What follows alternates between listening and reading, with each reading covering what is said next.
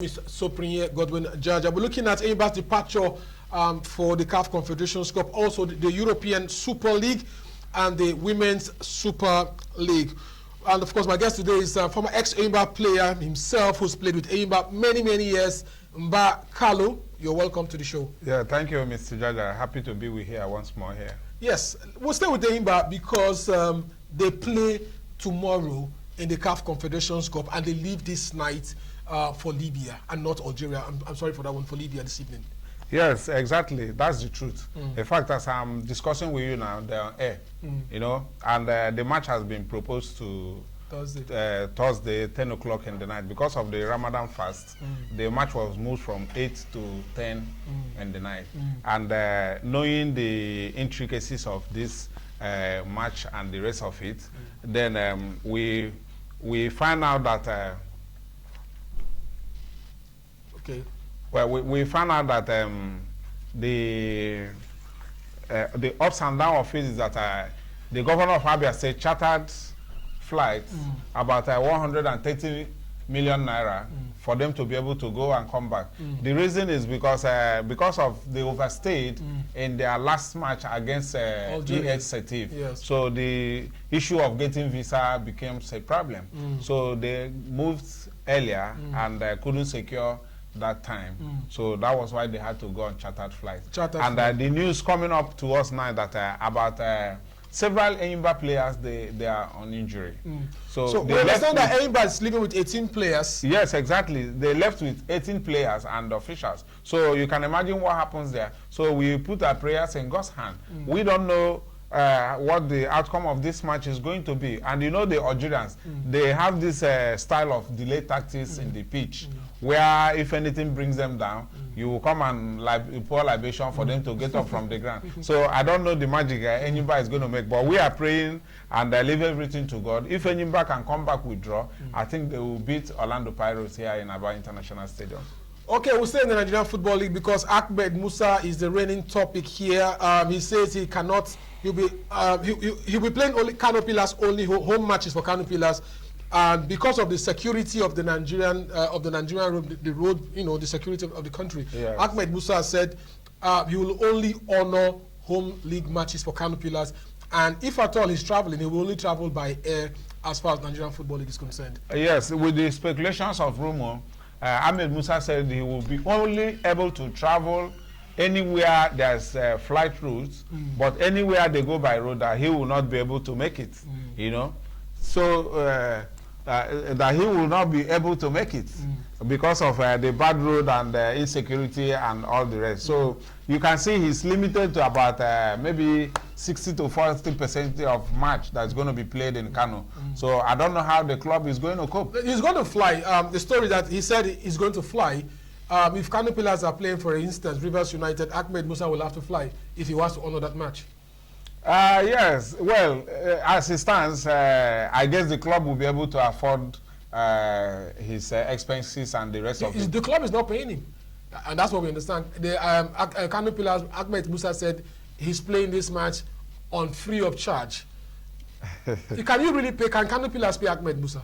Well, on the club. But that's the truth. Ahmed Musa was earning about $100,000 for Al Nassr in Saudi Arabia a week. Yes, no matter how much they give to him, he can give that to the charity because I think the state will have the money to afford him to an extent. So I know he wants to give back to the society. That's what he's trying to look at, and also pave his way to show that he's still equal to the tax. But if you ask me now, Ahmed Musa is now a home-based player, yes, and that is how it is. And he can play for the Chan if he stays. He's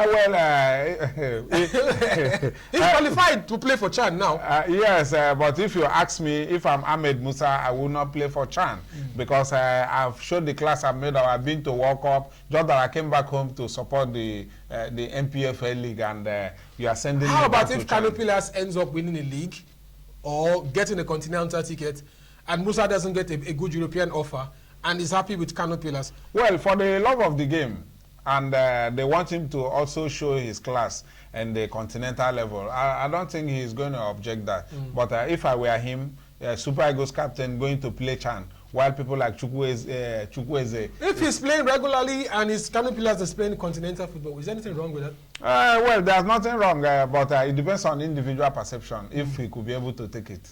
Okay, let's look at Kano Pillars and their statement concerning Ahmed Musa.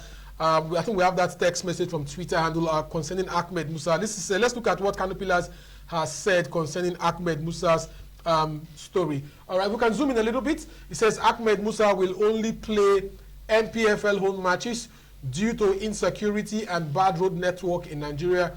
The Super Eagles captain will only attend away matches if his team organizes an air transport flight for him. That's coming out from Kano Pillars. We talked about this one. Yes. So this is clear now. Ahmed Musa will only play home matches if there's a flight.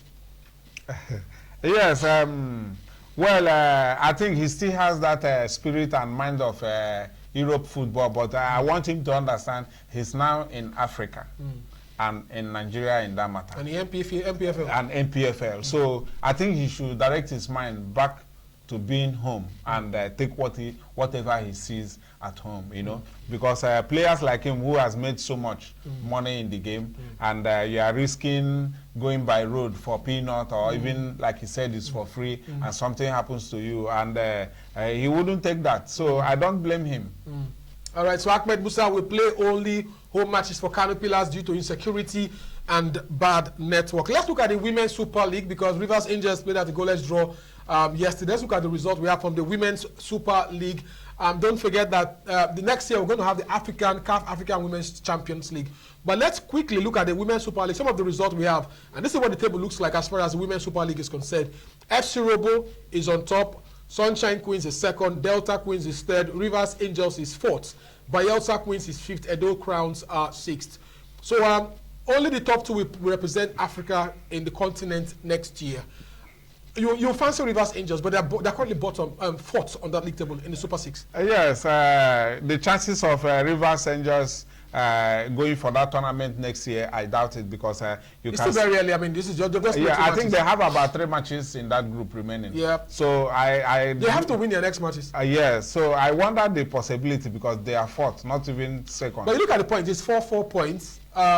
You think they can still get it? I mean, it's still very early. Yeah, Rivers Angels has 2 points. Yeah, so it's still. I mean, all they need to do is win one match and hope that this other guy's FC Robo or something. Well, that's your thinking, but I tell you, it is not easy for them to just overcome these other teams at the top, and knowing very well that the 2 teams at the top, they are very good side. So I wonder the possibility where they can meet up. Well, anyway, Rivers Angels will play Bayelsa Queens tomorrow. Exactly. And you expect them to pick a point there?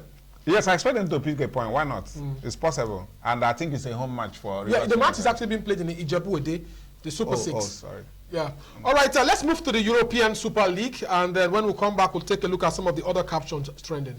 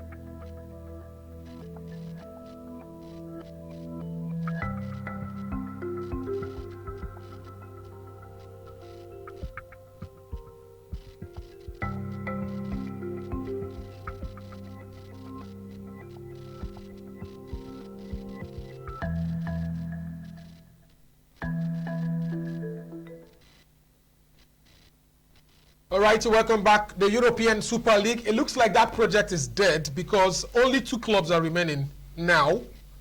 All the 6 European English Premier League clubs are pulled out of the Super League. Yes, Jaja. I think I call it a shame, dramatic display for the past few days. Knowing that this European Super League has already been proposed since 1990, which to kick off by 2021 football season. And after 20 years, the dream is dead. And look at it. Only 2 clubs. In fact, AC Milan is the latest club to have pulled out. So we're only having the Spanish clubs. Only Barcelona, and Real Madrid, and Juventus. Yes. Juventus is still very, but again, these three clubs, the competition is dead. No, you know, it's not possible because it's proposed for 20 clubs. Yes. And you can see the rest that has pulled out, and this is what is remaining. And information gathered that each of these clubs, if you put down your signature for European Super League, you'll be given $220 million. 250 million. Sorry, $250 million to participate. And with the going of trend, you can see Barca is in deficit of paying debt. Yeah. Barca is owing about billions of dollars. Yeah. The same with Real Madrid, Juventus, and the rest of them. So if you ask me, they see free money. They see free money to run the club. This is what COVID-19 has. COVID-19 has hit football. No fans, endorsement deals, they have all been caught by COVID-19. And these clubs are hard cash, and they have to organize something to try and get some money. Yeah, if you organize this tournament, still, you're not going to have fans in the stadium. You know that. Yes, yes. So where are they making the money from? You cannot sell the jersey. Where are the fans to buy it? Where are the fans to put it onto the stadium? So you can see that there are a lot of hindrances. What I was thinking from FIFA and UEFA, I think if European Super League holds, they are going to outshine World Cup and Champions League. Yeah, Champions League. And nobody wants Champions League to be underdogs. Nobody wants that. They want Champions League. Is the European Super Cup a threat to the Champions League? Of course, it's a threat. And remember, these boys and these players are not robots. You play Champions League, you play World Cup, you play FA Cup, Community Shield, name it, Italian Super Cup, competitions here and there. They don't have rest. During the festive period, they find it difficult coming home. And now you are adding up a midweek game every Wednesday. They are going to play European Super League. Europa is there are so many of them. So if you ask me, this particular arrangement is on interest. It's interest. The chairman of Real Madrid, Florentino Perez, I mean, you look at his things, you can see that things for the bourgeois. Do you understand? Elitist. Yes. So it's a thing of bourgeois. So you can see that if you are a poor club, people like maybe Brighton and these other clubs going for relegation, you cannot compete for this. And remember what they said, no relegation, no promotion. But is Tottenham a small club or Arsenal a small club? Because they're also part of this setup. Yes, what qualifies you making you big or small club is your financial status. Yes. Even as a human being, what makes you big boy is how much you have in your account. If you don't have money, you go to some places, people are talking, you close your mouth because, man, there are so many things that will come on that way and becomes a trade to you. Yeah. But if you have cash, you can always, you can move on and the rest of it. So if you ask me, I do not, personally, I do not support the Super League because it's going to outshine the World Cup, Champions League, Europa, and the rest of it. So I think European Super League is a matter of interest. That's how I see it. It's about interest. Oh, yes. All right, let's look at the other one. AC Milan has also pulled. Let's look at the caption coming up from Milan about this European Super League because they've also pulled. Now let's take a look at what we have coming up from Milan. AC Milan, the latest club to pull out of the European Super Cup, and that's it. AC Milan withdraws from the Super League. So again, AC Milan, one of the big founders of European football, has pulled out of this project. Yes, I'm a fan of AC Milan, if you ask me. But what I want to let you know, Ms. Jaja, is this European Super League, you remember Boris Johnson, the Prime Minister of England. Yeah. I want to let you know that England derive most of their revenue from football. 30–40% of their revenue is from football. And if it's not England that is going to chair this project, then I tell you it's a flop, and that is exactly what they've done. You can see Boris Johnson interfering seriously on this particular issue. So when they are not in time with it, they will all pull out. So football is about finance. All right, another Port Harcourt boy has agreed to join Real Madrid. His name is Alaba, former Bayern Munich player. You know, we talked about this man. Alaba agrees to join Real Madrid. You said this guy is from Rumigbo. He said he was living in Port Harcourt. Yeah, he was staying in Port Harcourt, somewhere in Rumigbo. And some of his brothers, I think I know. Was he living in Shelcamp? No, not in Shelcamp, somewhere in Rumigbo.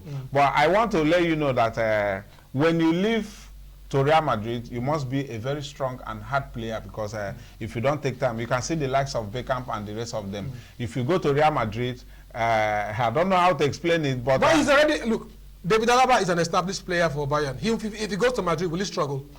Yeah, he's a big player. He might not really struggle, but you need to live up to standard. You must. He has won the Champions League. He's won the Bundesliga.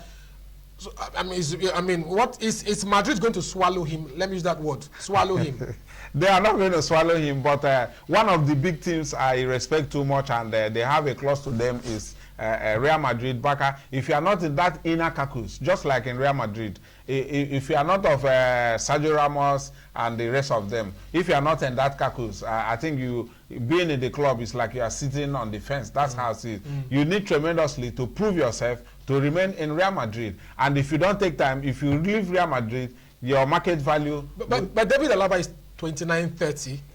This must be his last big club. Exactly. That's what I wanted to tell you. With this age you've mentioned, you can see that Alaba might not have so much time in the game again. The most years he can play, maybe like 32 years, and Alaba is off the market. And the next thing you hear that he has moved to China. You know, to make the money. Yeah, that's where they collect their last cash and they go back home, just like Ahmed Musa.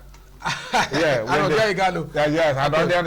when you leave China, if you are very lucky, one of the European, go to Saudi Arabia. Yes, from there you come back home and come and manage the resources you put down, if at all, you know. So that's how. All right, time that our friend. Let's quickly look at the matches we're expecting this weekend as far as the CAF Confederations Cup is concerned. That's going to be our last caption. Enyimba will play. Let's look at the matches we're expecting today and tomorrow. That's going to be our last one.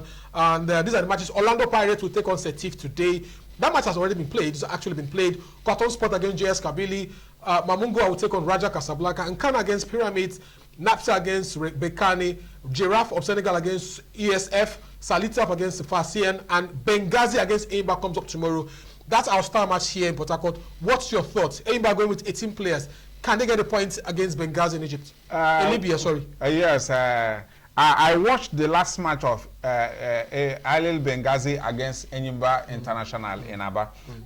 They lost. Benghazi lost so much chances, and as it stands, I really can't tell the surprises Enyimba will pull away. But if they are lucky, they should come back home. If worst to the worst stage, they will come back here with a draw, and that will favor them against Orlando Pirates. But I'm telling you the truth that if Orlando Pirates step in Aba Stadium, because there are speculations that because of COVID, Enyimba is going to play that match somewhere in Togo. But the COVID now is gone down, so I think Aba should be able to host this match. Yes, Anyansi, the manager of Enyimba Football Club, is fighting hard with CAF so that match can be played in Aba. All right. So I think that's what's trending now. We pray for that.